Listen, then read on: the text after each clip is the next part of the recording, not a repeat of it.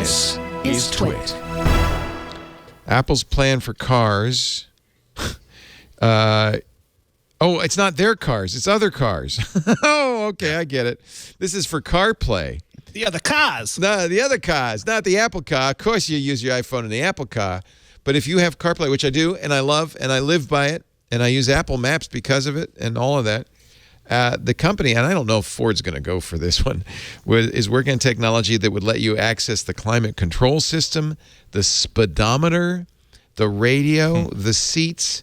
The initiative is known as Ironheart.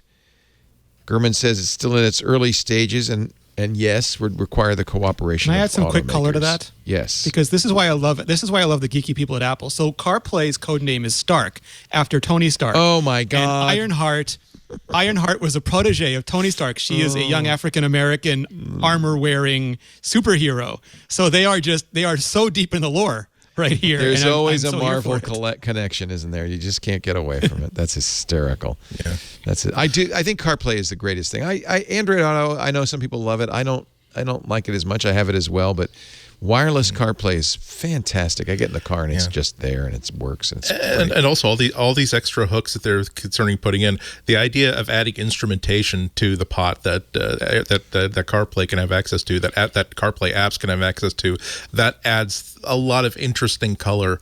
There's a lot you can do with instrumentation to train people to be better drivers, for instance, to observe if the data is kept securely, to observe your driving habits and sort of coach you into I can give you an extra $8 a month and $8 a week in gas if you just, like, every time I'm flashing green, you just take your foot off the gas, take your foot off the brake, do this. And there's a lot of potential there.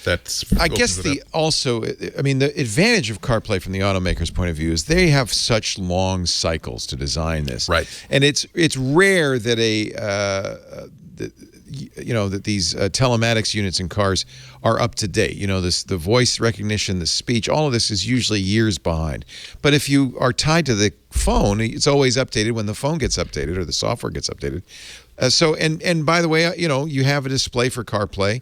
Why have separate buttons on the display or separate areas on the display when it could all be controlled by CarPlay?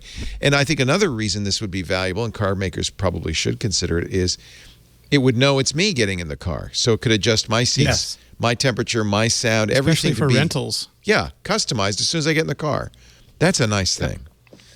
Yeah, it'll help. It'll help. Car, it could tell. Yeah, when Lisa drives, it's adjusted for her. When I drive, it's adjusted for me. Ford kind of tries to do this with their app. It's imperfect. It would be, I think, let Apple write the software.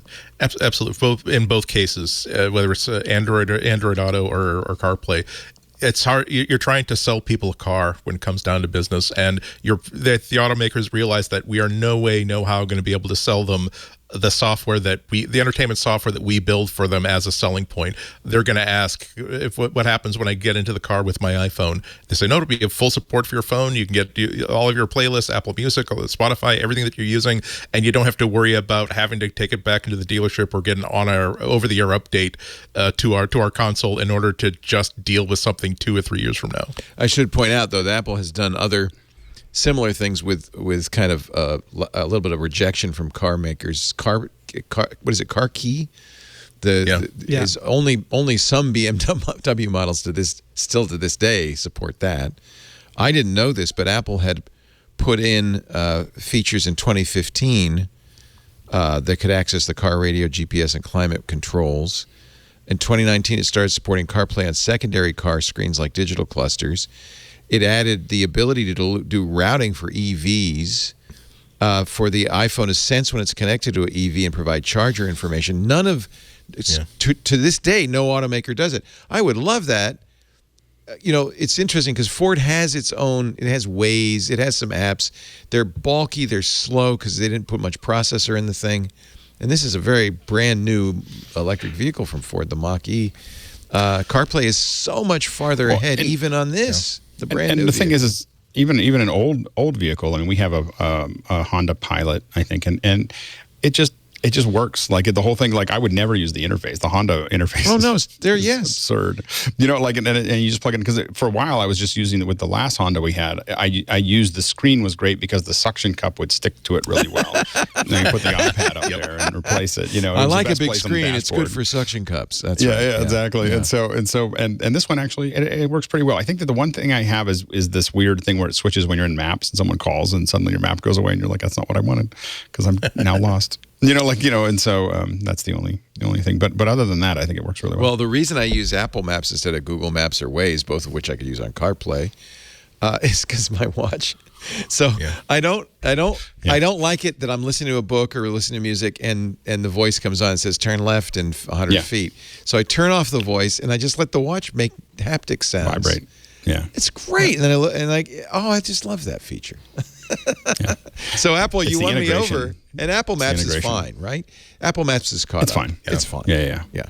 It doesn't have. I wish it did have EV charging stuff built in. I had no idea Apple offered that. So I will say, I've learned Ford for not supporting it.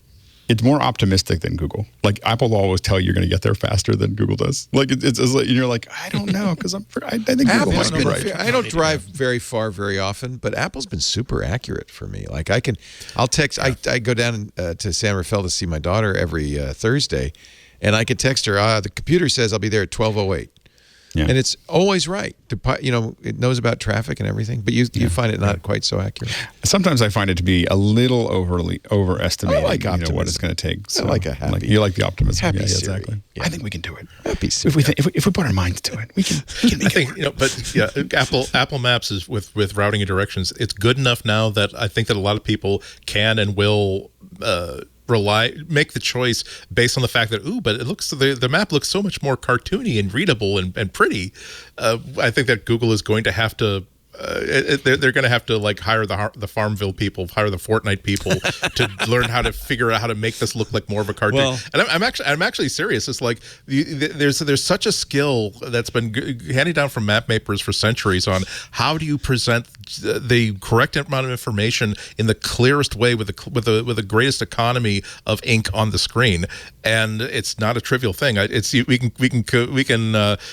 can make jokes about how cartoony a lot of the landmarks in Apple Maps are, but the thing is, if there is a Boston landmark that you're going to be walking past or driving past, there is no question whatsoever that you are passing by the Boston Public Library or Faneuil Hall Marketplace, or if you're San Francisco, right? It's like you don't have to think about here is a pixel accurate, lighting accurate rendering of something that kind of blends. It wants to communicate. There's a screen anyway. That's problematic. Well, no, exactly. Right? But I mean, if you're trying to get your bearings and you see that it's chosen to show you that, by the way, there should be a park to your right now. That's Boston Common. But if you're not seeing a park to your right now, that's where you're screwing up, or that's where you're trying to head to. Waze is very funny.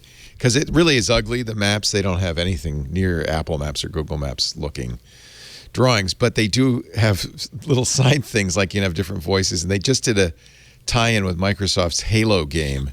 So my car is now a warthog as I drive down, and I think Cortana is the voice. So you can there's things you can do to make Waze a little bit funnier, but I don't think Waze. I think you use Waze because you like its information and the crowdsourced stuff. But I believe Google and Apple really started to catch up even with that.